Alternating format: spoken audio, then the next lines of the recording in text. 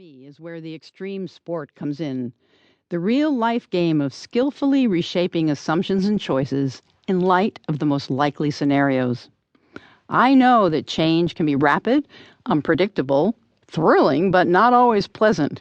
I like to get ahead of the curve and surf.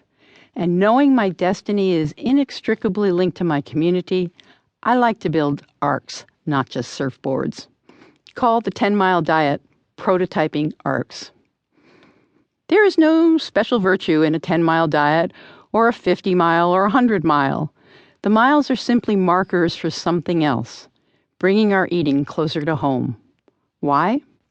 We have lost touch with the hands that feed us to our detriment, and this story is meant to show you what's at the other end of the industrial food scale, to help you see that there are reasonable and heartening alternatives. This book, then, is not about pious restraint. It's not about sucking it up and making do.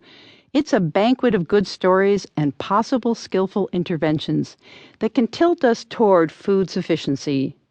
I describe the hows and whys of my 10-mile diet experiment, what I discovered, what I loved, what I hated, what I missed, what I learned, and a level of body and soul satisfaction I barely knew existed. It was only a month of that extreme, but they say new habits take 21 days to anchor, and so it was for me. The 10-mile diet changed me. I blogged every day, diving into food issues, awakening sleeping beauty skills of cooking and gardening, and re-engaging with an old passion for social change, sidelined while I recovered from cancer. Best of all, I finally landed somewhere on Earth in a real place with real soils and forests, a real community where I belong the way my skin belongs to me.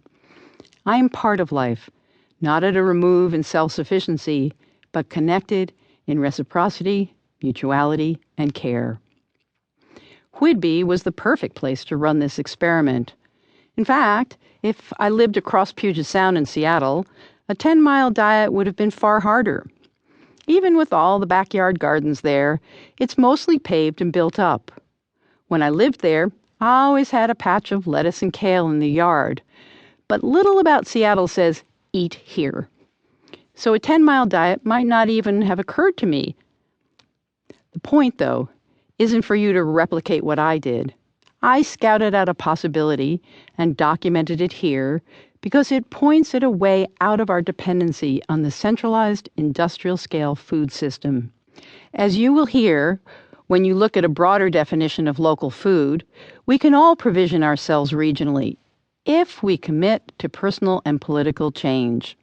I begin the book by telling the story of who I was when I took up the 10-mile diet challenge, including the worldview that primed me to want to do it, and the scramble to find the hands that grew the food that would feed me that month.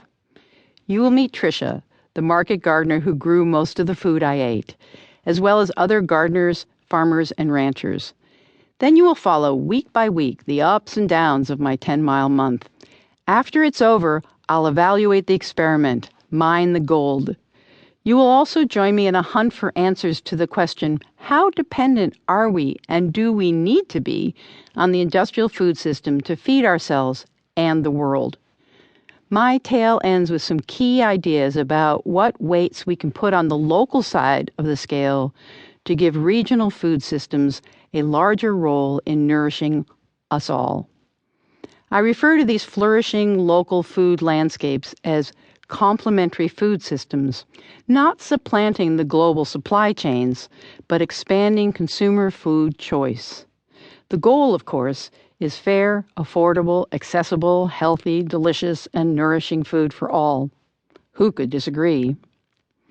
You will develop a new sense about feeding yourself, which I call relational eating. It is the shift from being a lone eater in the endless food courts of the industrial system, treating the hands that feed you like vending machines, to standing in the middle of your food system with nourishment all around in the gardens, fields, farms, forests, and waters of your region.